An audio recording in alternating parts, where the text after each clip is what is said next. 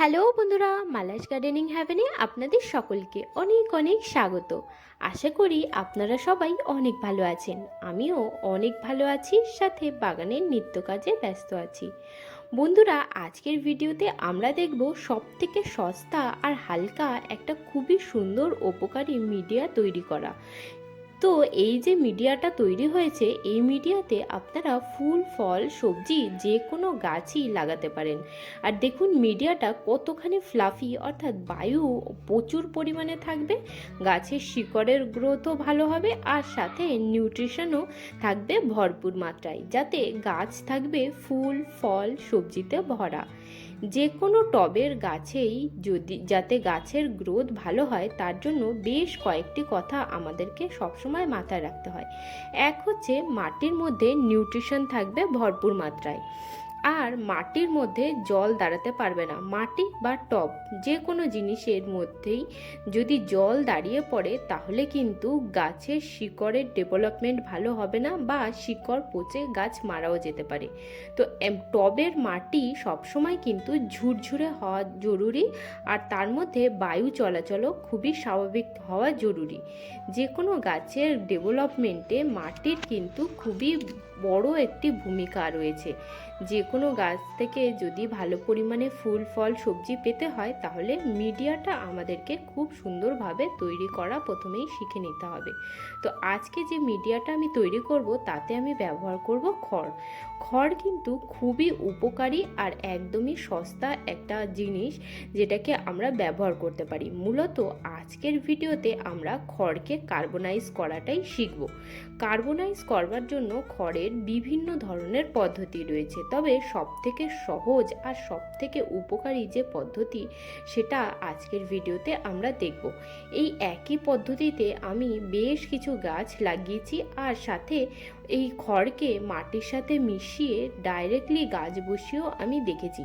তো দুটোর মধ্যে আমি লক্ষ্য করেছি যে কার্বনাইজ করা খড় বা রাইস আজকে যদি আমরা কার্বনাইজ করে গাছের জন্য ব্যবহার করি, তাতেই কিন্তু গাছের সবথেকে বেশি উপকার হয় ডাইরেক্টলি ব্যবহার করবার চেয়ে।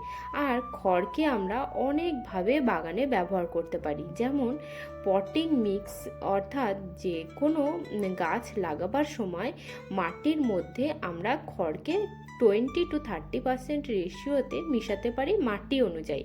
মাটি যদি বেশি হার্ড হয়, তাহলে খড়ের পরিমাণকে অবশ্যই আমরা অনেক হারে বাড়িয়ে ফেলতে পারি।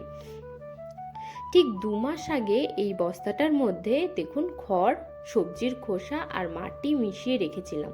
তো সমস্ত কিছু মিশিয়ে দেখুন কত সুন্দর একটা সার বলতে পারি আমরা তৈরি হয়েছে। এই যে মিডিয়াটা তৈরি হয়েছে, এর মধ্যে আমরা ডাইরেক্টলি কিন্তু গাছও লাগিয়ে দিতে পারি। দেখুন একটা ছোট্ট খারকোলের গাছও এর মধ্যে হয়ে গেছে। আর এত সুন্দর মিডিয়া যদি আপনারা তৈরি করতে পারেন, তাহলে কিন্তু আপনার বাগানের গাছও এরকম সুন্দর হবে।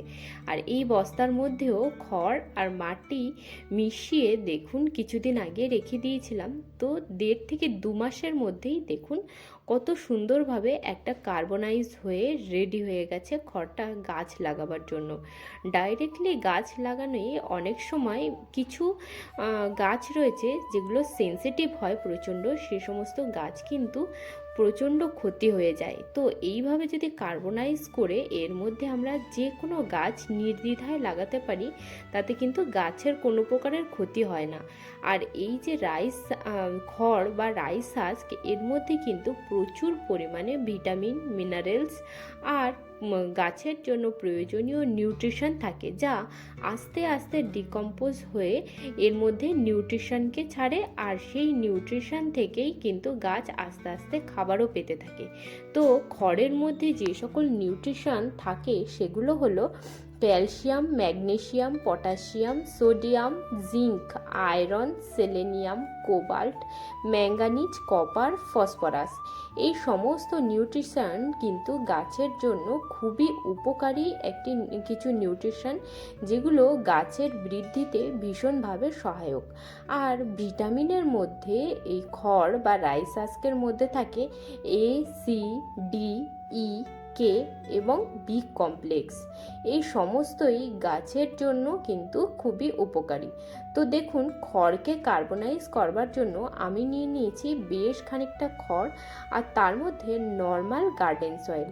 বাগানে আমরা যে মাটি ব্যবহার করি সেই মাটি কিন্তু আমাদেরকে নিয়ে নিতে হবে প্রায় 20-25%। আপনারা চাইলে মাটির পরিমাণকে আরও বাড়িয়ে দিতে পারেন। আর যদি আপনাদের কাছে মাটি না থাকে, মাটির পরিবর্তে আপনারা এখানে গোবর সার, কম্পোস্ট বা ভার্মি কম্পোস্টেরও প্রয়োগ করতে পারেন। কাজ মোটের উপরে একই রকমই হবে। এখন খড় আর মাটিকে খুব ভালোভাবে মিশিয়ে নিতে হবে। মাটির মধ্যে বিভিন্ন প্রকারের অণুজীব থাকে, যারা এই খড়কে ডিকম্পোজ হতে আর এর মধ্যে থাকা নিউট্রিশনকে আস্তে আস্তে রিলিজ করবার জন্য করতে সাহায্য করবে। তো দেখুন, এই সমস্ত খড়ের সাথে মাটিকে আমি খুব ভালোভাবে মিশিয়ে নিয়েছি। আর আমি এখানে নিয়ে নিয়েছি 5 কেজি, যে 10 কেজির যে চালের ব্যাগগুলো আসে সেই ব্যাগগুলো। আপনারা এর পরিবর্তে আপনাদের কাছে যদি টব থাকে, মাটির টব বা প্লাস্টিকের টব ব্যবহার করতে পারেন, বা যে কোনো গ্রো ব্যাগও ব্যবহার করতে পারেন, বা বস্তাতেও এই পুরো জিনিসটাকে ভরে রেখে দিতে পারেন। এই দেখুন, এইভাবে একটুখানি চেপে চেপেই ব্যাগগুলোর মধ্যে আমি এই পুরো মিক্সিংটাকে ভরে রেখে দেব। দিয়ে এবার আমরা একে রেখে দেব রোদ্দুরে বা ছায়ায়। আপনারা যে কোনো জায়গাতে রাখতে পারেন, একই প্রকারের কাজ হবে। তবে রোদ্দুরে মনে হয় ডিকম্পোজিশনটা আরও তাড়াতাড়ি হবে, আর কার্বনাইজেশনের প্রসেসটাও খুবই তাড়াতাড়ি হবে। তো রোদ্দুরে একে রেখে দিয়ে ভালোভাবে জল দিয়ে দেবেন। আর এইভাবে জল দিতে থাকবেন যখনই এটা ড্রাই হয়ে যাবে। নর্মালি আমরা গাছে যেমন জল দেব, তো তেমনই এর মধ্যেও জল দিতে থাকবো।